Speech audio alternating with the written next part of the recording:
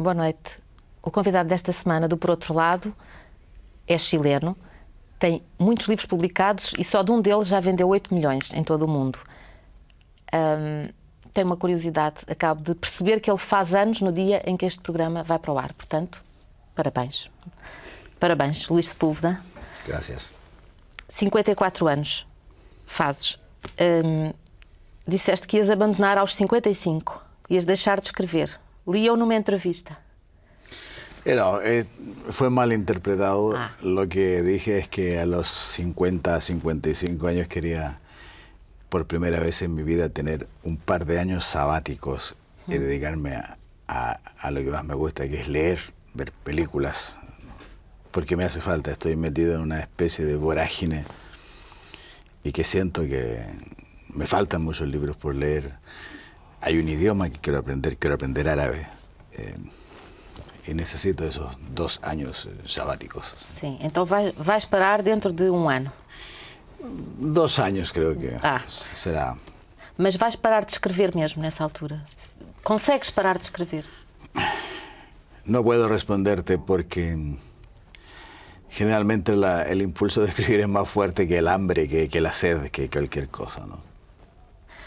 Tu és um extraordinário contador de histórias e estou a dizer isto porque já assisti a sessões contigo. De resto, ontem assisti a uma sessão contigo, em Montemoro Novo, no aniversário de uma livraria, e as histórias que tu contaste, que eu acho que nunca escreveste, são histórias passadas durante os 1000 dias da Unidade Popular de Salvador Allende. Não pensas escrever estas histórias? A história das galinhas, que é impossível uma pessoa não se rir, que é extraordinário. A história das ameixas, das ciruelas. Mira, no sé, estoy escribiendo un libro que se llama Memorial de los Años Felices, que es justamente es la recuperación de la memoria de algo que fue muy bello, que fue un sueño colectivo, ¿no? Y que no tenía nada de dramático, era muy lúdico, muy festivo, ¿no? Se puede decir que a partir del año 1968 hasta 1963, fundamentalmente mi generación en el cono sur de América Latina, Uruguay, Argentina y Chile, decidimos empezar una experiencia de vida que era creativa, que era constructiva, pero que no tenía ese sello patético del socialismo de los países del este de Europa, ¿no? Esa seriedad enfermante, esa seriedad de notarios, de doctores, ¿no? Y entendíamos que si queríamos cambiar la sociedad era para reírnos, para pasarlos bien, para establecer en ese rincón de la tierra el reino de la alegría, ¿no? Mais Lennon do que Lenin. Foi a frase que usaste ontem e que é uma citação. Es una cita textual de Allende. De Salvador Allende. De Salvador Allende, sí, cuando él pronunció su primer discurso como presidente el día 4 de septiembre de 1970, ¿no? El día de las elecciones democráticas en donde ganó la presidencia. Habló no desde el Parlamento ni desde el Palacio de la Moneda, sino desde la Federación de Estudiantes de Chile, porque habíamos sido los jóvenes, los grandes artífices de aquella victoria. Y nos dijo claramente que esa revolución que empezaba no iba a ser una revolución sangrienta, ni iba a ser una revolución como todas las conocidas, que más importancia que Lenin tenía Lennon, ¿no?, en nuestro proyecto político, que en fin, fue muy curioso porque en todas las otras revoluciones, no sé, solía llegar muy buena gente, ¿no?, que iban con ese espíritu de sacrificio o aprender o aportar algo. A Chile llegaban hippies que en vez de irse a San Francisco se iban a Chile y allá se incorporaban a nuestros trabajos voluntarios. No entendían nada, pero lo hacían, ¿no? Y estaban ahí. Además que era un país que los 1000 días de Allende eran 1000 días en que se cantaba muchísimo, ¿no? No eran solo los grandes grupos como Quilapayún, Inti Illimani, no era solo la herencia de Violeta Parra, sino que eran miles de solistas o grupos que iban apareciendo. Y la verdad es que no, con todos los problemas que tuvimos, problemas graves o problemas no tan graves como la de las gallinas, que tú conoces. E que vais ter que contar esta noite. É impossível, eu não posso dizer que é uma história ótima e depois não contar às pessoas, é uma crueldade. Bueno, vamos a contar la historia de las gallinas. Un poco, sí. Bueno, muy brevemente, en el año 1972 a mí me correspondió ser interventor del Estado de una agroindustria y vecino, muy cerca de mi agroindustria, había otra que producía huevos, era una avícola, producían 100.000 huevos diarios, gallinas que ponían 2 huevos al día, gallinas de una raza muy especial. Y un día con el sabotaje norteamericano, con el sabotaje de la derecha, empezó a fallar el alimento para las gallinas. Y las gallinas empezaron a volverse locas de hambre, ¿no? Intentamos que fueran a comer insectos al campo, pero esas gallinas no conocían un insecto, o sea, veían un insecto y huían. Fugiam dos insetos. De miedo, ¿no? Fugiam das minhocas. Sí, claro, o sea, veían un pequeño caracol y las gallinas huían. Y no quedó más que recurrir a lo que nosotros llamábamos esa violencia revolucionaria e ir con toda la prepotencia del caso a requisar alimentos para las gallinas en una central que estaba en manos de la derecha. Fuimos y legalmente se puede decir, robamos 3 camiones con alimentos para gallinas. Mas não foi uma ação violenta. Íbamos con 3 pistolas por si teníamos que defendernos, pero no fue una acción violenta. Todo se resolvió al final jugando dominó con los que cuidaban en aquel lugar. Era Chile, sí. Era Chile. Ahí no iba a correr la sangre, ¿no?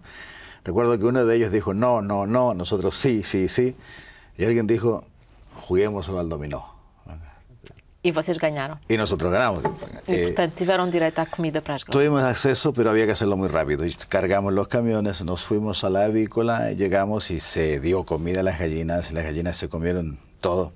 Y cuando las gallinas habían terminado de comer, un compañero dijo, uy, eso no es alimento. Dijo. Es un complejo vitamínico poderosísimo que se da en una ración de, no sé, una pala por cada 10 sacos de ese alimento. ¿Y qué va a ocurrir ahora? Dijo, lo que puede ocurrir es el shock energético. Bueno, y fue lo que aconteció. Y fue el shock. Primero las gallinas empezaron a bailar, saltaban, se picaban entre ellas y finalmente perdieron las plumas. Y era patético ver 100.000 gallinas desnudas, 100.000 sin plumas, ¿no? Pero eso nos obligaba a la gran creatividad, bueno, y curiosamente de esas gallinas que durante el shock energético no hacían nada más que picarse entre ellas y perder las plumas, había una gallina que se llamaba Clementina, que sin embargo ponía 2 huevos al día. Todos los días. Todos los días. Y esa gallina recibió el título de heroína del trabajo socialista, que era una gallina de una conciencia extraordinaria. Bom, as galinhas ficaram sem penas e foi preciso aquecê-las no inverno. Foi preciso aquecê-las. Pues bueno, vino el invierno, hacía mucho frío y yo recordé que mi suegro trabajaba en una industria donde fabricaban línea blanca, refrigeradores, cocinas, estufas de gas. Y hablé con mi suegro y con el sindicato de la fábrica Madeco.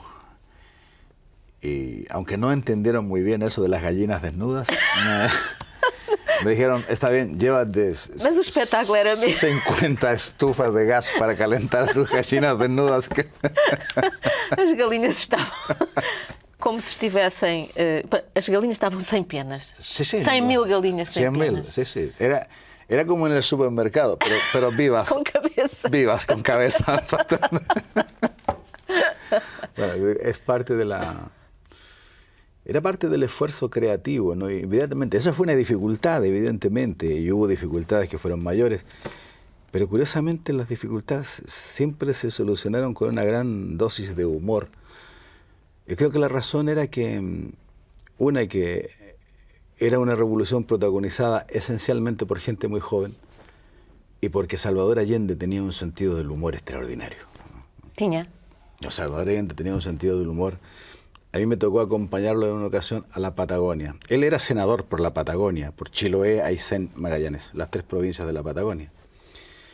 Y podía haber volado en un avión muy viejo de la Fuerza Aérea que teníamos, que se llamaba el Air Force One. Y Allende no se atrevía a volar porque era un avión del año 40 y no era muy seguro. Pero él tenía un amigo, un mítico piloto, el capitán Esquella, uno de esos pilotos de la Patagonia que son leyendas, ¿no? Capaces de aterrizar en 1 metro cuadrado, un DC-3. Y Esquella le dijo, sí compañero, yo te llevo.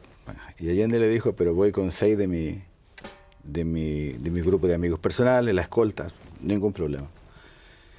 Y salimos de Santiago en el avión de Esquella, un DC-3. El avión de Indiana Jones, ese es un DC-3. Bueno, salimos en el DC-3. Cá está. Y Allende dijo de pronto, ¿por qué vuelas tan bajo? Y Esquella dijo, porque tengo que bajar en Puerto Montt a cargar 60 ovejas de finísima raza, una oveja de una lana muy especial, sí, muy fina. Y Allende le dijo, pero van a viajar con nosotros. Y digo, en mi avión. Entonces, bueno, bajamos en Puerto Montt, subimos las ovejas al avión y seguimos el vuelo hacia la Patagonia. A los 10 minutos el avión apestaba a oveja, que era una cosa impresionante. Y yo iba sentado detrás de Allende y de pronto se volvió y me dijo, a mí, mis amigos siempre me han dicho, Lucho. Entonces me dijo, Lucho, ¿te puedo dar una orden fraterna? Y yo digo, sí, compañero. Me dice, ordénales a esas ovejas que dejen de apestar. Entonces, bueno, era una orden imposible de cumplir. Bajamos en la ciudad de Balmaceda, que es el único aeropuerto grande de la Patagonia chilena. Y 30 minutos más tarde era un meeting en el que Allende era el orador. Y cuando llegamos, bueno, estaba toda la gente esperando, había mucha gente venía de Argentina que querían escuchar el discurso de Allende. Y fue inolvidable porque Allende tomó el micrófono. Recuerdo que él iba vestido con un poncho que le quedaba muy largo. Y él era bajito y con el poncho se veía más bajo aún. Tomó el micrófono y dijo, después de volar con mi amigo el capitán Óscar Esquella, solo puedo decir una palabra.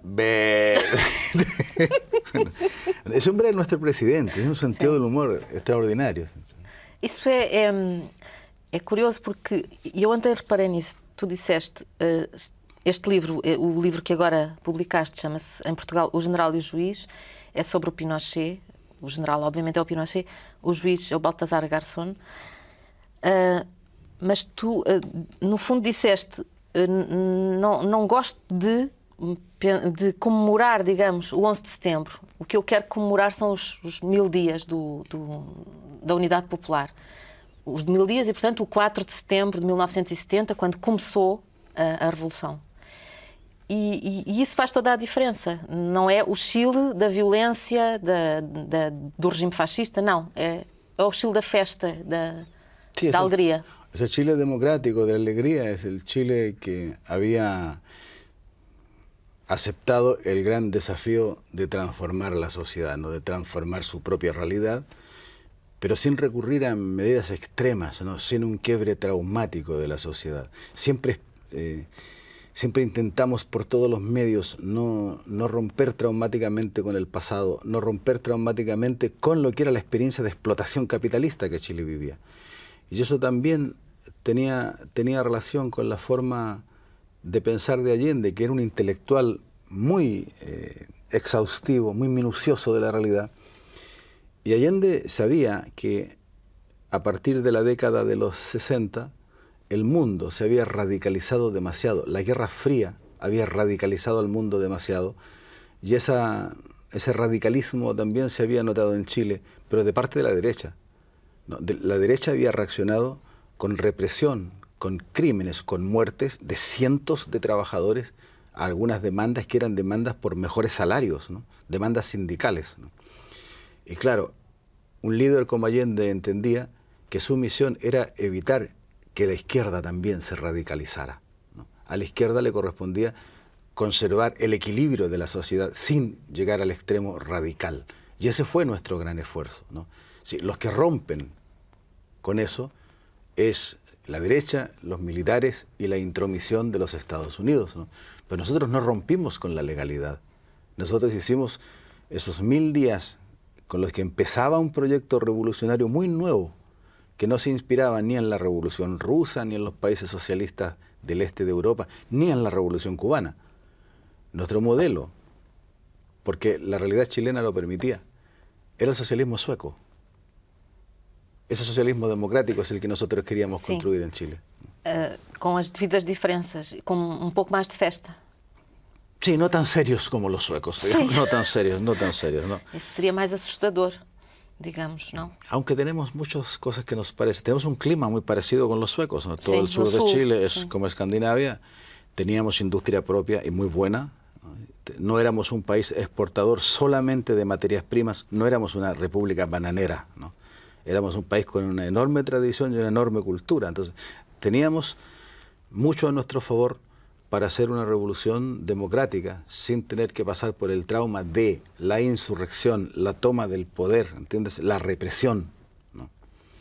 E qual foi o erro? Independentemente, tu já disseste, foi a reação da direita, das forças mais radicais da direita, dos Estados Unidos, já disse, e diz isto várias vezes neste livro, mas houve erros na Revolução.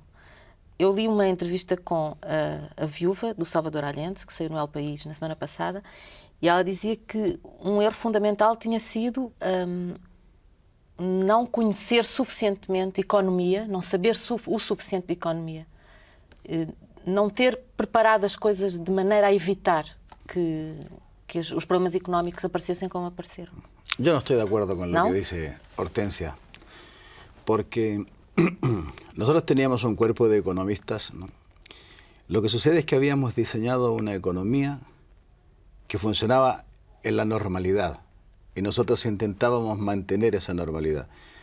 Nosotros cometimos 3 errores fundamentales. El primer error fue el haber sobreestimado nuestra propia legalidad y nuestra propia institucionalidad democrática.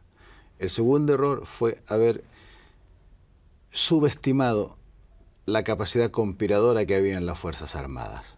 Y el tercer error fue haber subestimado muchísimo al grado de odio que despertamos en los Estados Unidos. Nosotros pensamos que la conducta, la relación con los norteamericanos iba a ser conflictiva, desde luego. Nacionalizamos el cobre, pero pagamos. Les quitamos de las manos el dominio de alguna de nuestras riquezas básicas, pero negociando con ellos. Entonces pensamos va a ser una relación muy conflictiva, pero no llegamos a creer que iban a hacer con nosotros los que hicieron en la Guatemala de Arbenz, ¿no? O lo que hicieron en la Cuba sosteniendo a Batista, o lo que hicieron en Nicaragua sosteniendo a Somoza. Pensábamos que los norteamericanos iban a entender, porque también hay una progresía en los Estados Unidos, también habían fuerzas que estaban bastante de parte nuestra. Pensamos que la sociedad norteamericana iba a entender e iba a presionar al gobierno norteamericano para que eso nos permitiera realizar nuestro experimento, porque no incluía a Chile en la lista de los partidos de los países comunistas, ¿no? Nuestra experiencia era diferente.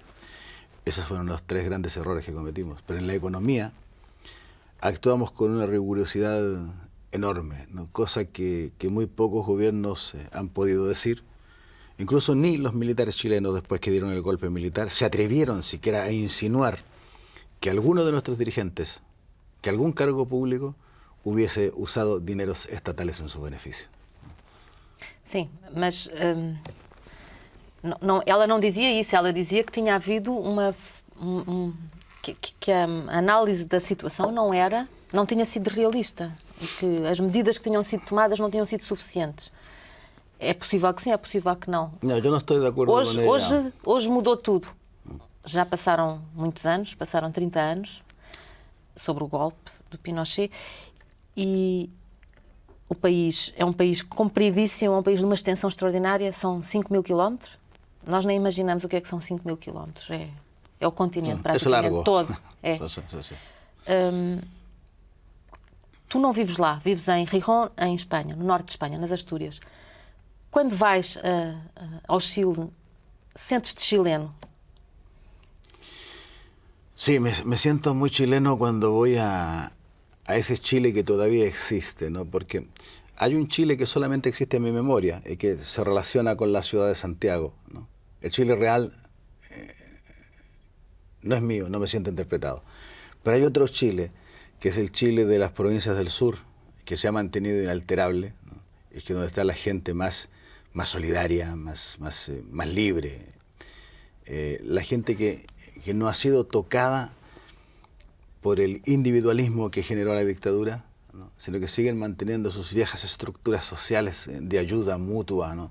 Porque el clima lo exige, el clima te obliga, ¿no? a estar pendiente de tu vecino y a ayudar a tu vecino porque él te va a ayudar también a ti. Donde existe el hábito que en las ciudades como Santiago se perdió, de hablar, ¿no? De hablar mucho, de tomar mate y venga, vamos conversando, vamos contándonos el día y vamos haciendo planes. Cuando llego ahí, me pongo las botas, me pongo las espuelas, ¿entiendes? Salgo a andar a caballo, me pongo el poncho que adoro. Me siento profundamente chileno, o sea, soy de ahí, o sea, no te puedo describir la alegría que significa subirte al caballo y lanzarte a galopar junto a un ventisquero en la Patagonia, ¿no? Sentir el aire helado en la cara y sentir que ese sí es el aire de tu patria, ese es verdaderamente tu lar, tu lugar de origen, ¿no? Pero luego cuando estoy en la ciudad de Santiago y en los sectores a los que por desgracia tengo que ir, ¿no? Porque todo lo que ocurre, digamos, en la parte del Santiago de la clase media alta para arriba, ¿no? Y tengo que ir, qué diablos, a una entrevista o a una librería. Ahí no estoy en Chile, pero cuando cruzo la barrera del apartheid entre la riqueza y la pobreza y voy a los barrios populares de Santiago, a mi barrio, por ejemplo, el barrio de San Miguel, la comuna roja de Santiago, ¿no? Donde la gente sigue resistiendo, ¿no? Donde hay rabia, hay ofuscación, pero todavía hay esperanza, hay una enorme esperanza. Ahí vuelvo a sentirme entre los míos, o sea, vuelvo a sentirme en Chile. Entonces, no se lo deseo a nadie, pero te sientes muy partido. Me siento muy partido cuando voy a Chile. Muy como si estuviera pasando constantemente una frontera, ¿sabes? La frontera entre lo mío de verdad y la frontera entre lo que no es mío. No entanto, tu nasceste, disseste que gostas do Sul e nasceste no Norte. A tua terra, digamos, é o Norte. Ovalle. Sí, Ovalle. Diz lá? Ovalle. Ovalle. Yo nací en Ovalle, que es un pueblo muy pequeño del norte predesértico de Chile, ¿no? Que es una región bastante bonita y que produce poetas. Quem mais? No, poetas. Tú levantas una piedra, hay 4 poetas, 5 poetas. De ahí salió Gabriela Mistral, Premio Nobel de Literatura. A Gabriela Mistral é da mesma terra que tu? Sí. Y es una ciudad muy pequeñita. Es la puerta antes de entrar al gran desierto de Atacama. Sí, también me gusta el desierto del norte, pero no me siento tan intensamente bien como me siento en el sur, ¿no? O Sul faz aqui uma ligação a outro autor que tu conheceste. Coloane. Não, o Coloane também sei que conheceste. É do Sul, Coloane. Claro. Sim. Mas eu ia falar sobre o Bruce Chatwin que tu dizes aqui que encontraste e quase dás a entender que ele não sabia, ele não teria ido à Patagónia se não te tivesse conhecido. É quase essa ideia, ¿no? Sí, no, Chatwin ya había estado en la Patagonia, ¿sí? Pero creo que no había visto las cosas que realmente había que ver. Mas por que é que ele não tinha visto? Porque era inglés y viajaba como un inglés, o sea, viajaba a comprobar una hipótesis, no a descubrir, ¿no? La peor manera de viajar es a comprobar algo, no, tienes que ir a sorprenderte. En el fondo, el único objetivo, lo único que justifica un viaje es tu deseo de aprender, ¿no? De los otros, de los que son diferentes a ti, ¿no? Pero si vas a confirmar lo que tú piensas de los otros, mejor te quedas en casa, ¿no? En la mayoría de los ingleses viajan así. ¿Y tú no? No, yo soy un tipo que cuando viajo me gusta la sorpresa constante, es decir, no soporto, incluso cuando viajo en Europa, si algo me llama la atención, no soporto quedarme sin saber qué es. Salgo de la carretera, me voy, me quedo, pregunto, hablo con la gente, suspendo el destino al cual tenía que llegar. Mis editores me odian por eso. fallo muchas veces, porque he encontrado algo interesante, que me interesa, ¿entiendes? Y Isso nunca me he aconteceu equivocado. em Portugal? Muchísimo, muchísimo. Es decir, en Portugal me encanta, creo que uno de los viajes más bellos que he hecho en mi vida fue venir desde España tras los montes, ¿no? Y ese es un viaje para contar en muchísimas páginas, pero en muchísimas páginas. Es un proyecto que tengo. Te digo, bueno, y Chatwin era Deixa-me só muy interromper-te. muy simpático, muy abierto, muy agradable, y teníamos una amistad que se sustentaba en el interés en dos figuras, ¿no? Butch Cassidy y Sundance Kid. Incluso llegamos a intercambiarnos material, fichas técnicas, y llegamos a tener la idea de escribir a cuatro manos una novela sobre Butch Cassidy y Sundance Kid. Pero por desgracia su enfermedad, ¿no?, que lo mató, vino muy rápido, y Bruce duró 2 años. La agonía fue atroz. Yo le vi un mes antes de morir y era, bueno, horrible. Outra pessoa. Sí, estaba totalmente acabado. Desculpa, eu ia interromper-te há bocado, a propósito de Portugal. Eu é que provoquei a conversa sobre o Bruce Chatwin e agora vou eu voltar para trás. Bien. Porque ontem, num restaurante alentejano, pediste bife com batatas fritas e ovo a cavalo. E ficámos, todas as pessoas que souberam disso, e eu imagino que neste momento as pessoas que estão a ouvir vão ficar todas muito chocadas, porque estavam preparados pratos absolutamente extraordinários, uma coisa completamente típica, tradicional do Alentejo, e tu pediste bife com batatas fritas e ovo a cavalo. Porquê? Porque primero tengo que decir que no tuve la menor intención de ofender a la gran cocina alentejana ni a mis amigos alentejanos. Puedo decir que el día anterior, el domingo, había comido en la Casa do Alentejo en Lisboa, en donde me conocen, y Podem comprovar. aunque sí puedan comprobar, llego en verano o invierno, saben que soy un fanático del porco alentejana y siempre me tienen una gran porción de porco alentejana. Y después, porque me dijeron que tenía que comer muy rápido, y perdón, la comida alentejana es una comida para comer lentamente, disfrutar lentamente, ¿no? Para comer rápido están los McDonald's, ¿no? Para mí la acción de comer es una acción sagrada que no tiene límite de tiempo. Entonces dije, bueno, si es tan rápido, solo disponíamos de media hora, no vas a disfrutar en media hora la comida alentejana. Então foi uma atitude de respeito, Fue una actitud de respeto, uma exacto, homenagem à comida alentejana, podemos considerar Sí, isso. absolutamente, de defensa de la comida alentejana. O sea, yo no voy a comer en media hora 2 maravillas de la comida alentejana. Prefiero decir, la próxima vez me sentaré 2 horas a disfrutar, pero era una comida de emergencia, y por eso pedí el Bife com famoso batatas bife fritas, con patatas e ovos. fritas y huevos fritos. Os ovos também podiam ser por causa das galinhas, era uma espécie de homenagem à Clementina, digamos. Nostalgia de las gallinas desnudas. Sim, Sim, sim, é sim, aquela sim. imagem da galinha que punha ovos apesar de já estar De Clementina, exatamente. da crise total. Exacto. Tu escreves, há bocado disseste que isto é uma espécie de fome, não é? Escrever. Quando é que escreves um livro, um romance daqueles romances que não são o velho que lia romances de amor? É um livro pequeno, tens muitos livros de contos. Quando escreves um romance? Queres escrever um romance ou de todo é uma coisa que não te interessa? Yo escribo cuando... Lo primero, la idea de escribir algo es algo que tú no te puedes explicar, ¿no? Viene y se instala en ti con la misma lógica con que una gallina pone un huevo, ¿no? La gallina no puede evitar poner un huevo. Tú no puedes evitar que una idea se instale en ti. Y de pronto esa idea se va apropiando de ti, va tomando una forma determinada. Y cuando yo tengo la idea absolutamente clara en la cabeza es cuando me siento a escribir, ¿no? Normalmente disfruto mucho, tal como en los 1000 días del gobierno de la Unidad Popular. Para mí escribir es un acto alegórico, o sea, me divierto muchísimo.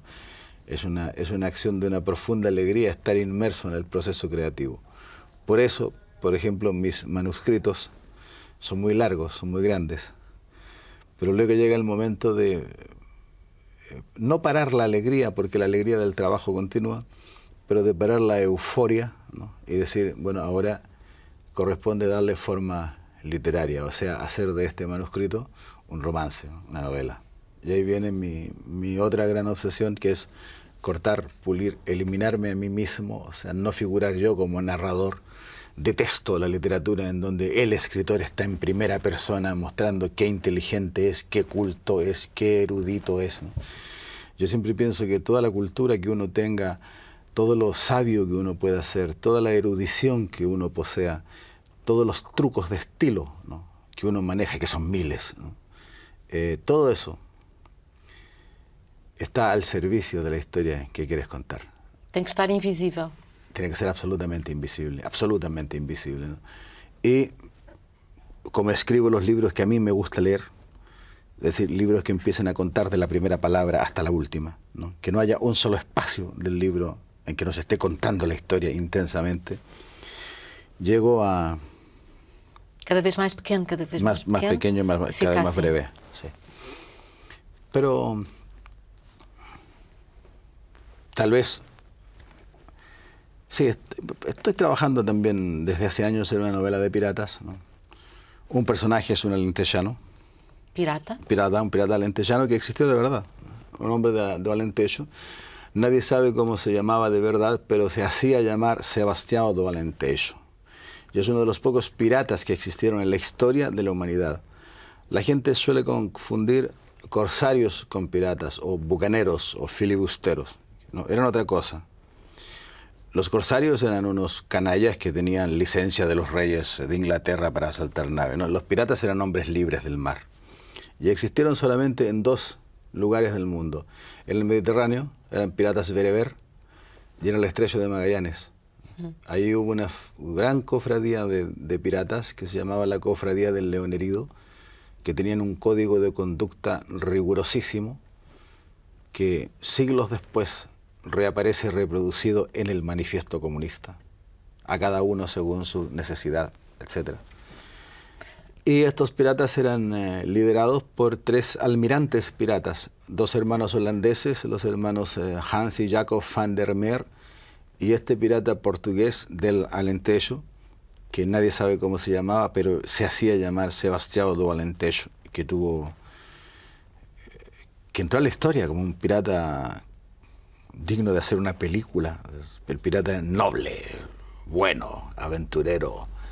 Asaltaban barcos con negros y liberaban a los negros, ¿no? Y le cortaban el cuello a los capitanes, desde luego, ¿no? Robin dos Bosques, auténtico. Sí. Como é que podes investigar onde é que há material para tu investigar? Documentos, relatos?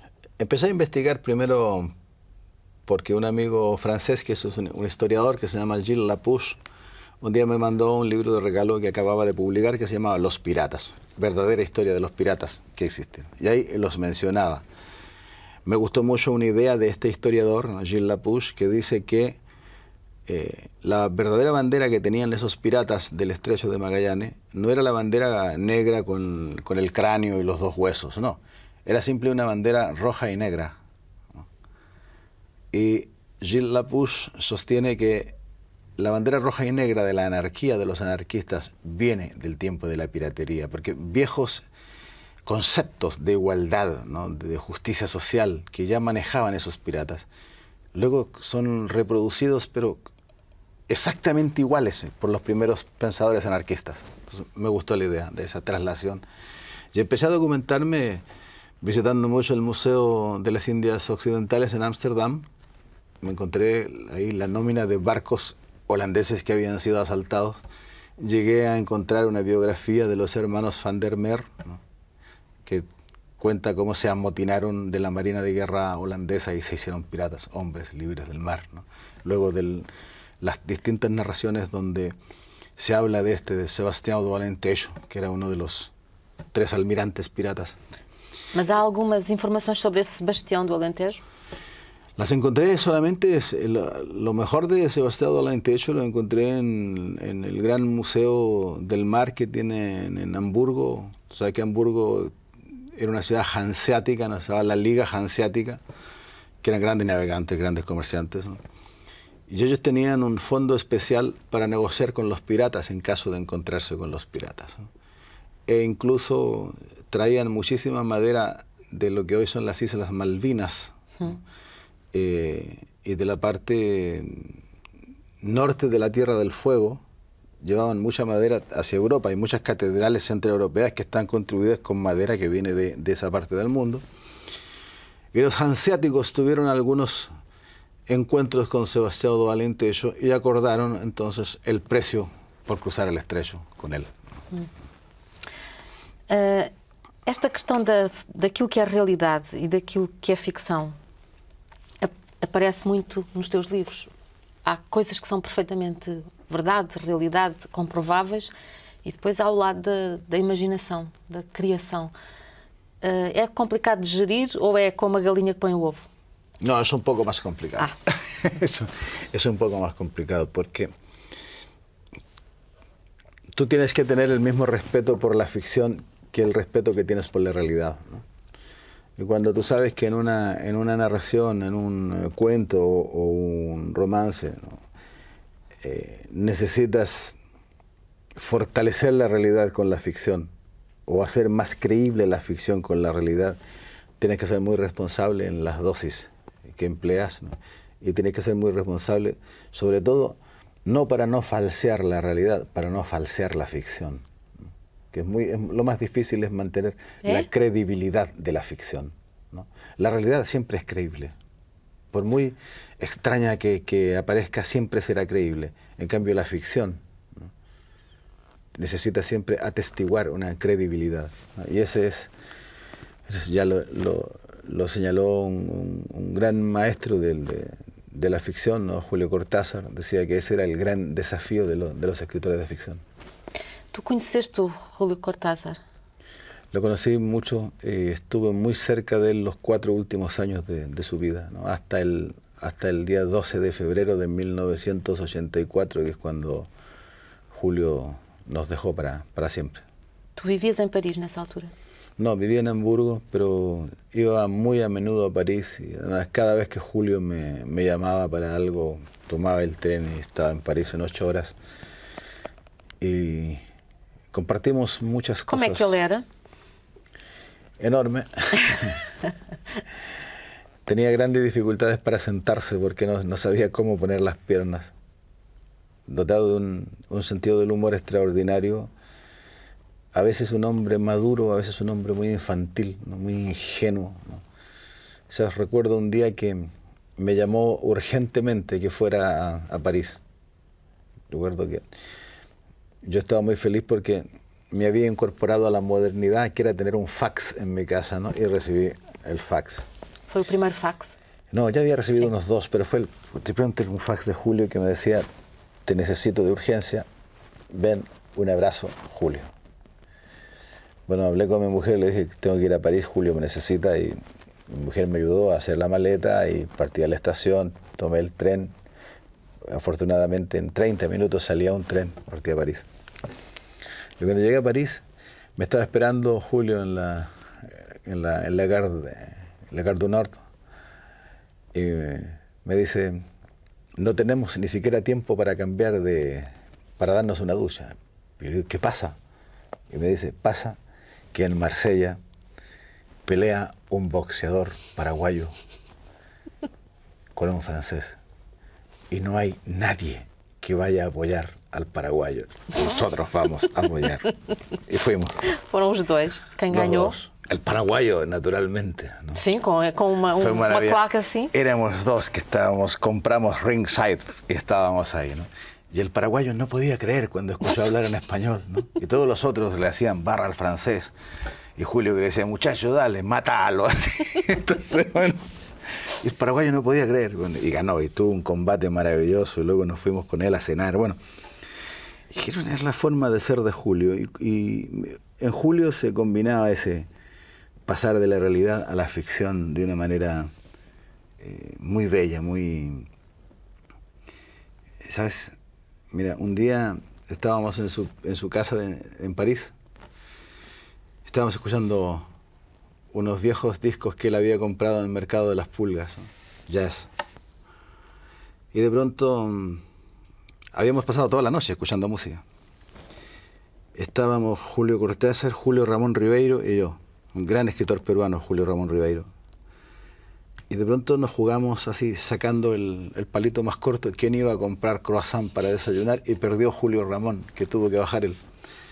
Y nos quedamos ahí hablando, abrimos la ventana, los tres fumábamos muchísimo, estaba lleno de humo, abrimos la ventana, y en el departamento de enfrente había una señora dueña de casa haciendo algo muy normal, que era sacudir las sábanas, ¿no? Y Julio se quedó, algo ocurrió, cambió, o sea, su rostro cambió, ¿no? Y yo le pregunté si le ocurría algo, y me dijo, ¿no te das cuenta? Y yo le dije, no. Me dijo, ¿qué hizo esa mujer? Y le dije, sacudió la sábana. Y me dice, sí, pero piensa, me dijo, sacudió la sábana y botó ¿qué? Botó polvo, botó cabellos humanos, ¿no? Pedacitos de piel, pero también pedacitos de sueños que se pueden volver a armar. ¿Te das cuenta? Era Cortázar trasladando toda la ficción a la realidad, embelleciendo la realidad, transformándola a través de la ficción. Bueno, era um tipo fantástico, Tu maravilhoso. também fazes isso? Misturar a ficção e a realidade no teu dia a dia? Me encanta a veces adornar la realidad para mí mismo, para mis amigos, ¿entiendes? Para mis hijos. Soy muy popular entre mis amigos porque me encanta contar la historia de otra manera, cosas que hemos vivido juntos. De pronto me encanta contarla como si fuera un capítulo extraordinario que ninguno conoce, cuando todos han sido protagonistas. Y van saliendo las grandes posibilidades de... No sé, no hay nada más divertido que la palabra, ¿sabes? La palabra tiene infinitas posibilidades para divertir, y es gratis. Y te puedes divertir muchísimo. Mas diverte essa ideia de dizer coisas, de contar coisas que não foram bem assim. Eu não estou a fazer esta pergunta de uma forma inocente. Eu estava a ler coisas na internet sobre ti e vi imensas coisas desmentidas sobre a tua vida. E vi que há imensas polémicas à volta da tua vida. Dizem isto não é verdade, aquilo não é verdade. Tu fazes isso propositadamente. Há coisas que tu contas e que não são verdade e que tu sabes que não são verdade e fazes isso por uma espécie de gag ou não? No. Soy muy riguroso en separar lo que es la vida de lo que es la realidad. Ahora está claro, ha habido una especie de campaña muy bien orientada, ¿no? A decir, no, este tipo es una especie de mitómano. Mira, para un periódico chileno yo no existía. Yo era una invención de la industria editorial, ¿no? Sí. Que habían inventado un nombre y habían inventado una historia. Bueno, mas estás aquí. Sí. Ahora estoy aquí. Sí, ahora estoy acá. Luego, además, no tienes por qué dar cuenta absolutamente de tu vida más que a la persona que a ti te interese, ¿entiendes? Ha habido una serie de pequeños canallitas, de muy pequeños canallas, ¿no? Que se han atrevido a insinuar ciertos detalles de la historia de Sepúlveda no son reales. Pero ¿por qué lo dices? Si tú no estuviste donde yo estuve, ¿no? Te digo incluso un nombre, o sea, grandes canallas de la literatura como Jorge Edwards, que es un escritor chileno muy malo, por cierto, ¿no? No, se permitió una vez decir, bueno, Sepúlveda nunca estuvo cerca de Salvador Allende porque yo lo habría visto. ¿Quién eras tú? Era un miserable que fue nombrado embajador en Cuba y en Cuba lo declararon persona non grata, ¿no? Y luego es uno que dice que él se dio cuenta de que eso iba a terminar mal y por eso prefirió retirarse de tiempo. O sea, ¿cómo iba a verme a mí o a vernos a tantos de los que participamos si se había retirado? Esto es un contrasentido, ¿no? Isso incomoda-te, perturba-te o facto No me perturba. No, a veces me molesta porque mis hijos se sienten tocados, ¿no? Y ellos insisten en responder, decir, no le vamos a responder, le vamos a dar a este muy duro, o mis amigos, ¿no? Mira, he evitado incluso agresiones a algunos tipos, ¿no? Ahora en Chile, este 11 de septiembre, los sobrevivientes de lo que fue la guardia del presidente Allende, del GAP, hicieron un homenaje, ¿no? Yo no quise estar presente porque entendí que realmente era más importante lo que estaba haciendo afuera para mantener viva el recuerdo de esos 1000 días de la Unidad Popular y el recuerdo de Allende sobre todo, ¿no? He estado en actos en Italia, en Inglaterra, en Francia, en España, en Portugal. Y ante la aseveración de un periodista decir, bueno, aquí tengo los nombres del GAP y en esta lista de nombres no figura Sepúlveda. O sea, eso ya quería decir, nunca estuvo en el grupo de amigos de Allende, bueno, que tenía una lista de 18 personas, ¿no? Y el GAP era un grupo que nos cambiábamos cada 4 meses, ¿no? Y llegamos a pasar por el GAP más o menos 2000 jóvenes chilenos. Es decir, son dos visiones de la realidad absolutamente diferentes. Pero claro, yo tengo muy claro que la derecha de mi país me odia consuetudinariamente, ¿no? Soy un tipo tremendamente molesto, porque justamente soy uno de los que dice, yo intento mantener la memoria de lo que ocurrió. Não gostavas de voltar a viver no Chile? Há pouco já me respondeste, no fundo, que Santiago é uma cidade em que não te reconheces, não é? No sé si me gustaría vivir. Yo intenté regresar al año 89, cuando me permitieron volver, ¿no? Fue traumático para mí, fue doloroso ver que el país que yo idealizaba, ¿no? Que recordaba, no existía sino en mi memoria, ¿no? Y como siempre he evitado la melancolía, ¿no? ¿Sabes? La melancolía, Tomaso de Lampedusa la definió muy bien, dijo, la melancolía es la felicidad de estar triste, ¿no? Y yo nunca he querido caer en ese vicio, o sea, ese gozar de la tristeza, ¿no? Yo entendí que si me quedaba a vivir en Chile me iba a transformar en un hombre víctima de una tristeza enorme, porque el inventario de pérdidas estaba en cada centímetro, en cada rincón, en cada dirección hacia donde miraras, ¿no? En cambio, viviendo afuera con el universo afectivo que logré crear en Europa, mis hijos, por ejemplo, ¿no? La cercanía de mis hijos. Onde tu hoje és patriarca, não é? Criaste uma família nova. Sí, una és familia, o patriarca da família. Una familia nueva y enorme. Enorme, que tem raízes em todo o lado, basicamente, na Suécia, na Alemanha. Tens 2 filhos, tens 3 filhos alemães. Sí, sí. Una hija ecuatoriana. Uma filha ecuatoriana, um filho chileno. Sí, sí. Y otro que, y un hijo también sueco. que es sueco. Sí, sí. Somos E las naciones, 2 netos já. Sí, sí, una nieta ecuatoriana y un nieto sueco. Somos las Naciones Unidas en casa. Cuando... E consegues gerir as Nações Unidas? Isto é, tens papel de perturbação ou de concertação? Não estou a ver-te muito com ar de concertação. Al contrario, es un factor de concentración maravilloso, ¿no? Porque cuando tienes que repartir tu afecto con tantos... a mí me encanta estar en la mesa de mi casa, que hay una mesa muy grande, que es la mesa para comer asados, y veo que mis hijos, entre ellos, hablan a veces en alemán, a veces en inglés, a veces en sueco, a veces en español. Y hay una mezcla muy, muy extraña y muy curiosa según la intensidad de las cosas que se van diciendo, ¿no?